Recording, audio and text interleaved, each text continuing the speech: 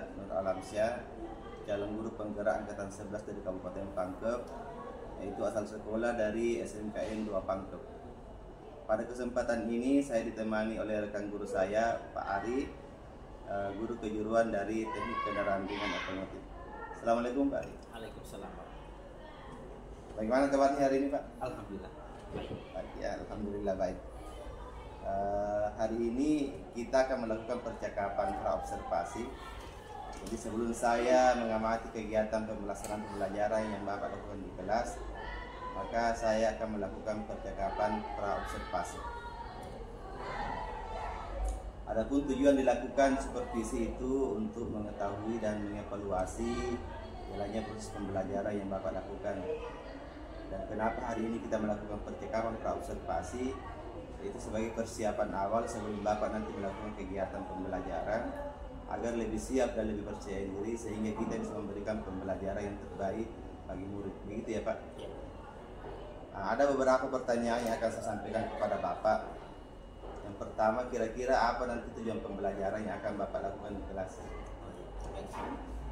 Untuk tujuan pembelajaran, karena ini pembelajarannya tentang dasar kejuruan di teknik otomotif dan materinya tentang bisnis otomotif, maka tujuan pembelajarannya itu yang pertama adalah bagaimana siswa itu mengetahui atau memahami tentang bisnis di bidang otomotif. Yang kedua, siswa itu diharapkan mampu untuk melakukan pengelolaan sumber daya manusia. Dan yang terakhir, siswa itu diharapkan mampu untuk melakukan identifikasi terhadap usaha atau bisnis yang bisa dijalankan di bidang otomotif. Jadi ada 3 ya Pak, itu tujuan pembelajaran yang ingin dicapai. Nah, kemudian bagaimana dengan area pengembangan yang akan nanti Bapak lakukan dalam kelas? Area pengembangan yang dilakukan di kelas itu ada 2 macam, yaitu tentang pengetahuan siswa dan keterampilannya. Pengetahuan siswa itu dapat diperoleh dari membaca buku, internet. Sedangkan untuk keterampilan siswa akan dilakukan nanti dengan melakukan penugasan. Mereka nanti mengerjakan sesuai dengan kemampuan mereka, baik main mapel, cara membaca verbal, ataupun dengan melakukan PPT. Ya. Jadi area pengembangan yang ingin Bapak kembangkan yaitu bagian pengetahuan dan keterampilan. Kemudian saya ingin mendengar bagaimana rancangan pembelajaran yang ingin Bapak lakukan di kelas, baik dari strategi pembelajaran, metode pembelajaran, ataupun metode pembelajaran yang akan Bapak lakukan dalam kelas nanti. Nanti pembelajaran yang akan kita lakukan itu pembelajaran yang berdiferensiasi sesuai dengan kemampuannya siswa. Jadi nanti penugasannya itu akan dilakukan berkelompok. Lalu metode yang akan model yang akan digunakan menggunakan model empirik. Sedangkan metodenya nanti itu berupa ceramah, diskusi kelompok, lalu penugasan. Kemudian bagaimana dengan media pembelajaran yang akan Bapak gunakan dalam kelas? Ya, media pembelajaran yang digunakan itu pertama menggunakan laptop dengan menggunakan PPT. Lalu siswa juga itu bisa memperoleh informasi di internet. Kemudian kira-kira kapan Bapak bersedia untuk observasi dalam kelas? Hari apa, kelas apa, kemudian pada jam berapa Pak? Iya. Saya kebetulan ada jadwal itu di hari Jumat di kelas 10 PO 7 jam ke-8 dan ke-9. Jadi nanti hari Jumat jam ke-8 dan jam ke-9 di kelas 10 TO 7 saya akan datang di kelas Bapak untuk melakukan supervisi kelas. Saya akan melihat dan mencatat hal-hal yang terjadi dalam kelas. Nanti setelah Bapak melakukan kegiatan pembelajaran dalam kelas, kita juga akan melakukan percakapan pasca observasi yang kemudian nanti ini akan didampingi oleh pengajar praktik yang guru penggerak. Sebelum kita akhiri percakapan ini, kira-kira apa yang Bapak dapatkan dari percakapan kita hari ini? Dari percakapan ini saya bisa dapat bahwa sebelum masuk ke dalam kelas kita harus melakukan persiapan. Semua persiapannya baik berupa media, materi maupun alat-alat nanti yang akan digunakan dalam proses pembelajaran. Baik Pak ya, terima kasih atas waktunya sudah bersedia untuk berbincang-bincang dengan saya di percakapan praobservasi. Dan insya Allah kita akan bertemu di kelas nanti pada hari Jumat, Pak ya. Iya. Baik. Demikian percakapan kita pada hari ini. Sampai jumpa kembali di kegiatan observasi kelas dan percakapan observasi. Assalamualaikum warahmatullahi wabarakatuh. Waalaikumsalam warahmatullahi wabarakatuh.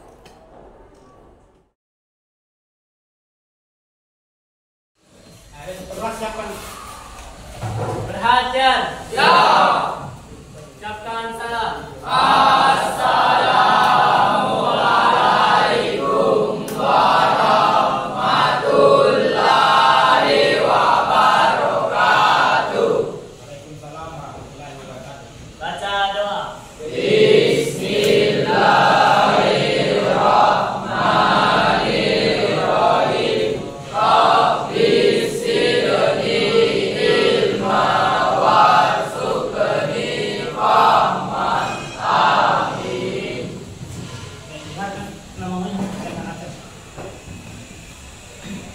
Ahmad Faiz. Ahmad Farhan. Andika. Ardiansyah. Ardiansyah Idris. Hikmat. Dirga. Faiz. Hairul. Hairul Abidin. Hairul Ramadan. Abian. Aditya. Aditya Reski. Assalamualaikum. Kelas, Pak.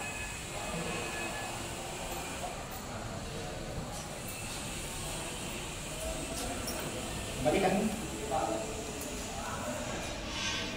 Baik. Muhammad Bintang. Muhammad Tabin. Muhammad Nabil.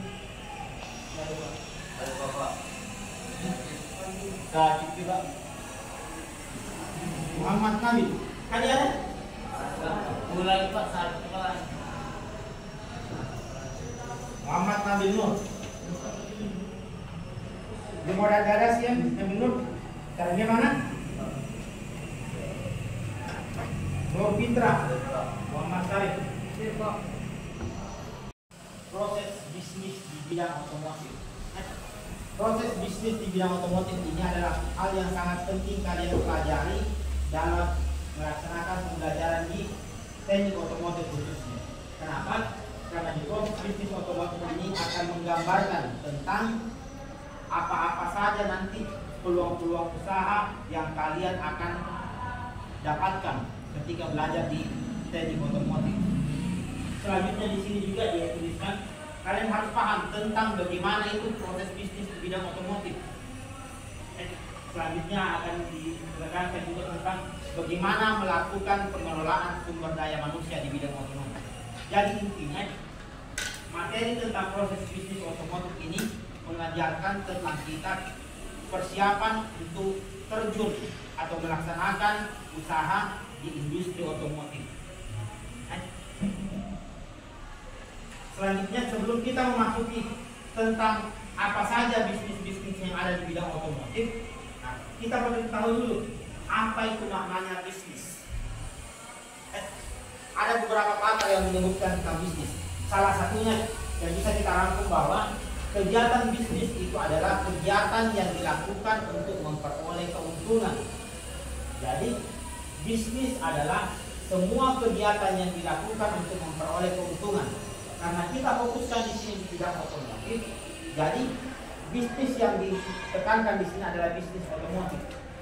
Nah, seperti kalian ketahui, sekolah kita ini ada jurusan otomotif, termasuk kalian di dalamnya. Nah, di dalam jurusan otomotif itu ada 4 kompetensi kalian. Ada teknik kendaraan ringan, teknik alat berat, teknik sepeda motor, dan teknik perbaikan bodi otomotif. Nah, keempat ini nanti semua akan dirangkum dalam sebuah bisnis. Apa-apa saja yang bisa dilakukan untuk menghasilkan keuntungan di bidang otomotif. Ya.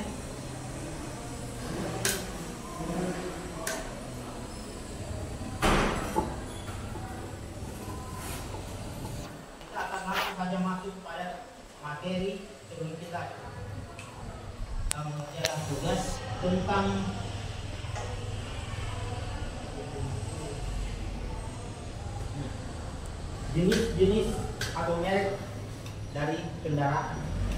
Karena kita ketahui di 4 kompetensi ada di sini kan, sepeda motor, alat berat, teknik kendaraan ringan dan perbaikan produk otomotif. Maka sebagai dasar untuk mempelajari tentang bisnis otomotif, kita harus tahu jenis-jenis dan merek kendaraan. Nah, kita tahu di masyarakat itu ada 3 kelompok besar di dalam otomotif. Pertama ada yang namanya sepeda motor, yang kedua ada namanya kendaraan ringan, yang ketiga ada namanya alat berat atau kendaraan berat.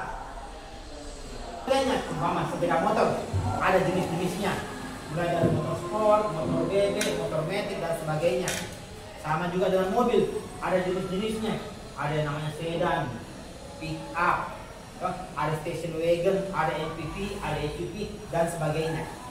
Sama juga di alat berat, ada namanya eskavator, loader, bulldozer, forklift dan sebagainya. Termasuk bis juga ada di dalamnya. Karenanya itu, sebelum kita mengetahui bisnis otomotif apa saja yang ada pada kendaraan-kendaraan ini, kita harus tahu dulu sebelumnya jenis-jenis kendaraan tersebut. Nah, dari mengetahui jenis-jenis kendaraan tersebut, kita sudah bisa mengetahui, oh, di dalam bisnis sepeda motor ini yang bisa kita laksanakan. Di dalam alat berat ini yang bisa dilakukan. Kalau di kendaraan ringan, oh ini bisa dijual. Ya. Sebentar juga setelah kita mendengarkan atau memanfaatkan materi ini, ada tugas yang mesti kita kerjakan. Sebentar kita akan bagi beberapa kelompok untuk mengerjakan tugas atau lembar kerja yang ada pada slide yang di atas. Bisa dimengerti? Baik. Kita masuk yang pertama nih, jenis kendaraan yang namanya sepeda motor. Sepeda motor tahu bunyinya semua? Tahu. Ya, banyak sekali di jalanan, kalian mungkin di antara kalian juga banyak yang memilikinya. Salah satu jenis sepeda motor yang ada di pasaran adalah namanya motor sport. Motor sport itu gambarnya kurang lebih bisa kalian lihat di atas. Motor sport. Lihat bentuknya kan? Kalau kalian lihat bentuknya motor seperti ini, motor apa kira-kira yang pernah kalian lihat seperti ini? Kawasaki Ninja, apalagi? Yang paling sering kalian lihat di televisi. Nah, yang paling sering kita lihat di televisi adalah motor GP dan motor balap. Ya, kurang lebih bentuknya seperti ini. Jadi ini yang diistilahkan motor sport. Motor sport. Bentuknya seperti ini dengan menggunakan kain dan biasanya memang banyak digunakan di mobil-mobil balap, motor-motor balap. Selanjutnya, ada lagi nih, sepeda motor naked. Bentuknya seperti dengan motor sport, tetapi tidak ada fairing kiri dengan kanannya. Contohnya, Scorpion, Vision, dan lain-lain. Nanti kalian bisa pelajari yang selanjutnya sesuai dengan tugas yang akan dilakukan. Silakan kalian sebentar cari di internet. Jenis-jenisnya. Selanjutnya ada namanya motor trail. Nah, ini yang sekarang lagi booming. Banyak sekali siswa-siswa itu yang mau dibelikan sama orang tuanya motor seperti ini, motor trail. Karena keren katanya, bisa segala medan. Keren memang tidak ada. Tetapi satu kekurangan yang paling banyak terjadi di sini, banyak sekali orang pakai motor seperti ini tidak menggunakan plat nomor. Padahal itu sangat penting itu plat nomor. Kapan kalian menggunakan kendaraan tanpa plat nomor, berarti kalian melanggar aturan lalu lintas, tidak bisa ditilang. Kalau di umum kalian bisa lihat begini? Bagus. Sebelum kita masuk pada pengerjaan tugas, truk. Nah, ini truk bagian dari alat berat. Jenis-jenis truk yang ada di pasaran atau ada di masyarakat digunakan secara umum bermacam-macam. Mulai dari dump truck, truk yang mengangkut barang, ada juga trailer truck, cargo truck, dan sebagainya. Truk ini paling banyak digunakan di masyarakat untuk dilakukan kendaraan-kendaraan niaga. Banyak mengangkut barang-barang, ekspedisi dan sebagainya. Kalau di dekat-dekat lingkungan sekitarnya kita ini, karena kita berada pada lingkungan industri PT Semen Tonasa, maka kita akan sering sekali melihat yang namanya kendaraan truk, angkut batu bara, angkut semen, angkut ready mix, angkut pasir, batu dan sebagainya. Alat berat berupa truk ini masuk pada bagian nanti pelajarannya di alat berat, ya. Nah, jadi yang sudah dijelaskan tadi, kendaraan terbagi dalam 3 kelompok utama: sepeda motor, mobil atau kendaraan ringan, dan alat berat. Nah, sebentar setelah ini kita akan bagi menjadi 6 kelompok. Jadi 2 kelompok mengerjakan tugas LK 14 berupa jenis-jenis sepeda motor. 2 kelompok mengerjakan tugas di LK 5 berupa jenis-jenis dari kendaraan atau mobil. Nah, sedangkan di LK 7 kelompok yang terakhir yang mengambil 2 kelompok mengerjakan di alat berat. Jadi 2 kelompok mengerjakan sepeda motor, 2 kelompok mengerjakan kendaraan ringan atau mobil, 2 kelompok lagi mengerjakan alat berat. Nah, sebelumnya itu kita akan bagi kelompok. Cara bagi kelompoknya begini, tinggal berhitung saja. Ketika saya tunjuk, maka hitung 1, 2 dan seterusnya sampai 6. Begitu selesai angka 6, berubah lagi jadi 1, 2, 3, 4 dan seterusnya sampai 6. Begitu seterusnya sampai habis semua siswa terbagi menjadi 6 kelompok. Paham kan? Oke, kita mulai dari sini. 1, 2, 3, 4, 5, 6, 1, 2, 3, 4, 5, 6. Ini 1, 2, 3, 4, 5, 6. 1, 2, 3, 4, 5, 6. 1, 2, 3, 4, 5, 6. oke, terbagi dengan rata. Jadi semua yang angka 1 tadi dapatkan, angka 1 berpindah menjadi kelompok 1, sesamanya angka 2 berubah menjadi kelompok 2, dan dapat angka 3 tadi menjadi kelompok 3 dan seterusnya sampai kelompok 6. Ya. Jadi kelompok 1 berada di sini, kan? Kelompok 2 berada di sini, selanjutnya 3 di sini, 4 di sini, 5 di sini, dan 6 di sebelah sana. Paham kan? Oke, silakan berpindah tempatnya. 1 di sini. Nah, kita lanjut dulu berdasarkan kelompoknya masing-masing. Kelompok 1 dengan kelompok 2 sebentar akan mengerjakan tentang jenis-jenis kendaraan sepeda motor. Ya. Kelompok 3 dengan kelompok 4 akan mengerjakan jenis-jenis kendaraan yaitu mobil. Ya. Sedangkan kelompok 5 dengan 6 mengerjakan pekerjaan tentang jenis-jenis alat berat. Nah, dalam pengerjaan tugas kalian yang akan dikerjakan di karton ini, ya. Nah, kalian itu bebas mau menentukan apakah bentuknya berupa bagan, contohnya sepeda motor kalian bikin bagan seperti ini.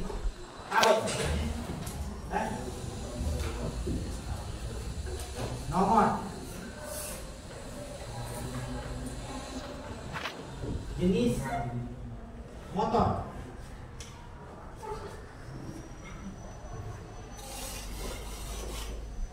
sini nama motornya. Contoh 1, motor sport. Nama motornya Kawasaki Ninja 250. Dilanjutkan sampai mendapat ini motor sport ada 5 poin. 1, 2, 3, 4, 5. Ya. Selanjutnya motor kedua, jenis motor dan seterusnya. Seumpama motor bebek dan seterusnya. Ini juga 5 poin. Motor bebek apa saja. Ya. Oke, ini satu jenis pertama. Yang kedua kalian juga bisa lakukan berupa main method. Nah, contohnya mobil. Kalian bikin cabang. Pick up. Nah, kalian nama-namanya di sini. Contohnya Suzuki Carry dan seterusnya. Di sini kalian bikin lagi mobil sport ya, sport. Yang masih mobil sport itu apa lagi? Silakan bikin model main maple seperti ini. Ya, dan seterusnya.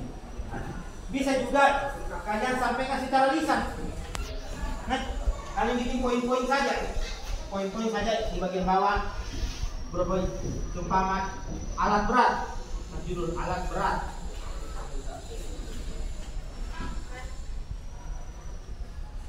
Forklift. Forklift. Nah, kalian bikin poin-poin begini. Ya. Jadi tugas ini silakan kalian kerjakan sesuai dengan ide kalian dan kreativitas kalian. Tapi tujuannya cuma satu. Poin-poin jenis-jenis dari kendaraan ini tersampaikan. Mau bentuknya seperti ini, misalnya berupa cek-cek seperti ini, berupa badan ini boleh kalian laksanakan. Sesuai dengan kreativitas kalian, secantik mungkin kalian. Paham? Jelas? Jelas. Oke, silakan masing-masing kelompok mengambil kartunya masing-masing.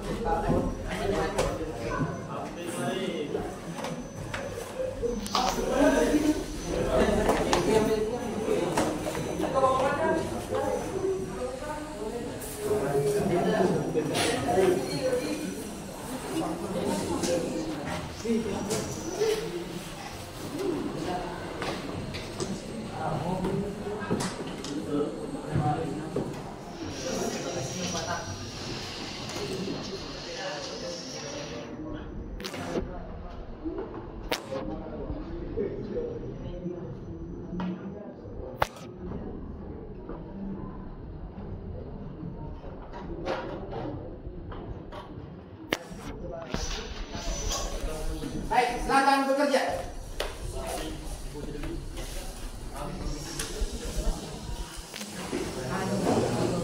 Nah, silakan bekerja.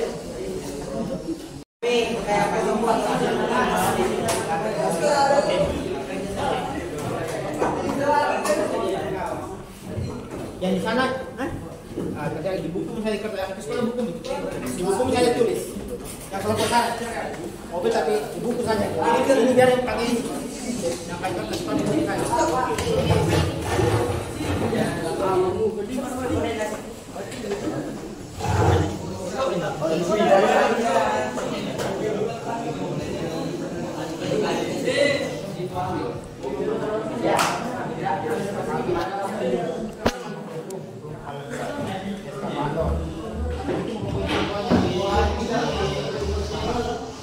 Ada pilar tomat ini berapa poin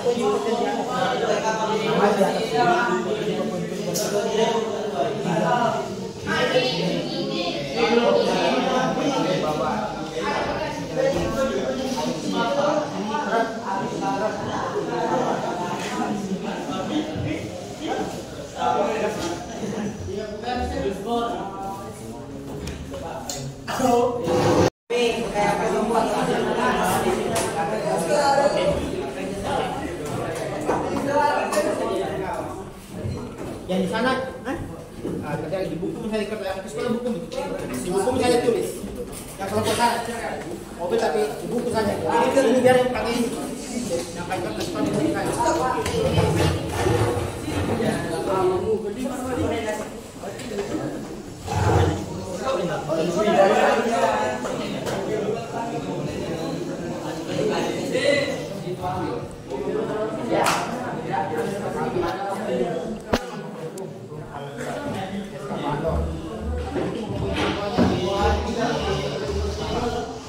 Ada pilar tomat ini berapa poin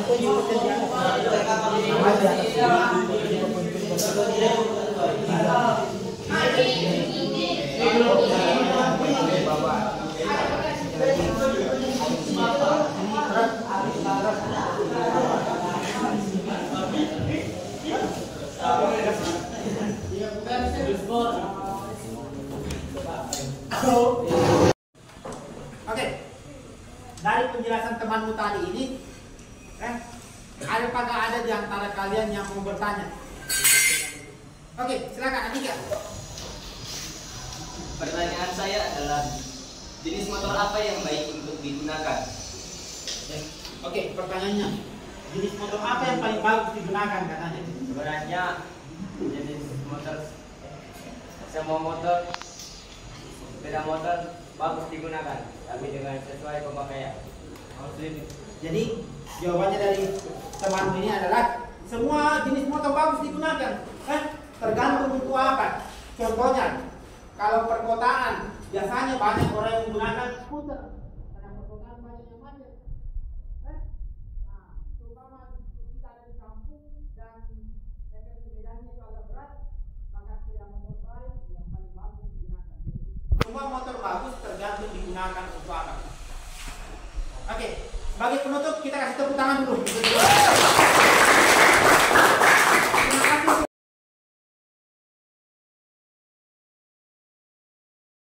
Kita lanjutkan, dari penampilan teman-temanmu tadi, saya ucapkan terima kasih atas kerja keras kalian untuk melaksanakan tugas.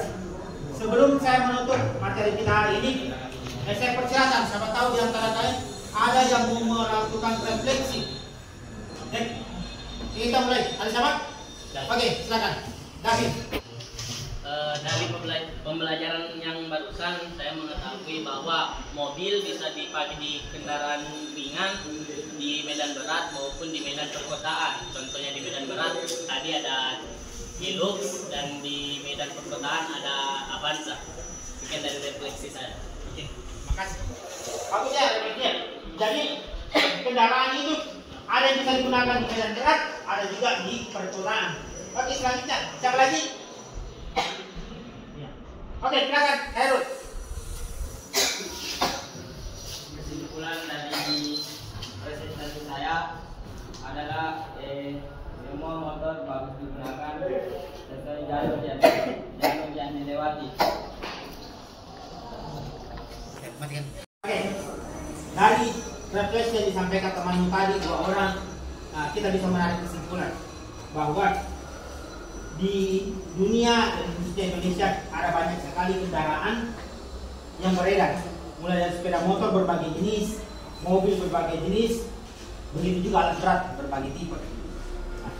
Dari banyak tipe-tipe semua kendaraan yang digunakan itu, dari situ kita mengambil kesimpulan bahwa ada banyak sekali peluang yang bisa kita kerjakan, yang bisa menjadi peluang bisnis untuk kita semua, khususnya yang berada di jurusan teknik otomotif.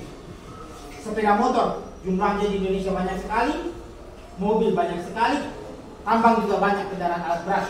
Karenanya itu kalian harus memperjalan materi, memperbanyak informasi. Semakin banyak materi, semakin banyak informasi, pengetahuan yang kalian peroleh, maka wawasan kalian juga akan semakin bertambah.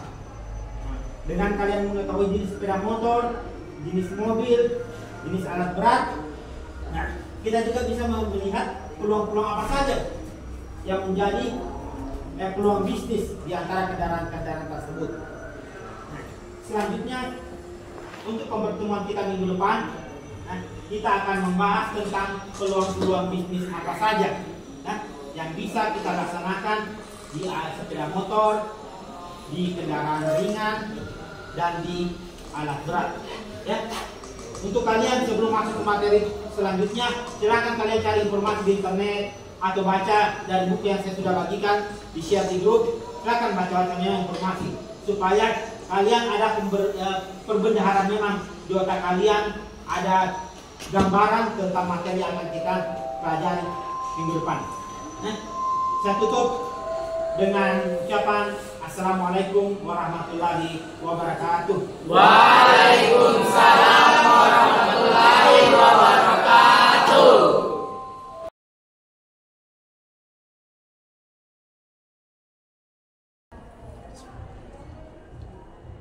Assalamualaikum warahmatullahi wabarakatuh. Waalaikumsalam warahmatullahi wabarakatuh. Alhamdulillah pada kesempatan ini kita berada pada kegiatan percakapan pasca observasi. Di kesempatan ini saya ditemani oleh rekan saya Pak Arianto Karim dan pengajar praktik Bapak Irwan dan saya sendiri Nur Alamsyah, calon guru penggerak angkatan 11 dari Kabupaten Pangkep. Assalamualaikum warahmatullahi wabarakatuh. Waalaikumsalam warahmatullahi wabarakatuh. Bagaimana kabarnya hari ini Pak? Alhamdulillah sehat. Ya. Terima kasih sudah meluangkan waktu untuk diskusi. Saya sangat senang bisa mengamati pelajaran yang Bapak bawakan sewaktu di kelas. Kita akan berdiskusi. Apakah Bapak sudah siap untuk memulai? Oke. Bagaimana perasaan Bapak sewaktu mengajar dalam kelas? Ya, perasaan saya merasa cukup baik. Meskipun dalam proses pembelajarannya itu masih ada beberapa siswa yang tidak aktif berpendapat. Saya bertanya mungkin itu permasalahannya siswa itu kurang aktif dalam diskusi karena mungkin memerlukan pendekatan yang berbeda. Saya sangat mengapresiasi semangat Bapak dalam mengajar. Saya melihat Bapak selalu memberikan yang terbaik untuk siswa. Mari kita iterapkan bersama untuk membuat suasana kelas semakin aktif dan menarik untuk seluruh siswa. Saya setuju. Saya selalu berusaha untuk berkomitmen supaya proses pembelajarannya itu ke depan Kemudian mari kita refleksikan beberapa hal dari sesi tadi waktu Bapak mengajar di kelas. Saya melihat Bapak sudah mencoba memulai dengan pertanyaan pemicu di awal kelas, dan itu bagus dan menarik perhatian siswa. Namun ada beberapa siswa yang mungkin butuh dorongan lebih agar terlibat. Bagaimana pendapat Bapak tentang hal ini? Ya, kalau saja memperhatikan ada beberapa kelompok kecil siswa itu yang ketika dikasih kesempatan untuk berekspresi kurang kemungkinan itu ke depan akan dibuat kelompok yang lebih kecil dalam diskusi sehingga mereka bisa lebih interaktif dalam berpendapat. Tujuan kita ke depan adalah untuk meningkatkan partisipasi siswa dan menciptakan suasana belajar yang lebih kolaboratif. Dengan begitu, semua siswa bisa merasa terlibat dalam proses belajar di kelas. Saya setuju Pak. Memang penting sekali itu untuk mencapai hasil belajar yang lebih baik ke depannya. Terutamanya itu untuk memastikan bahwa siswa itu lebih aktif dalam berkontribusi di proses pembelajaran.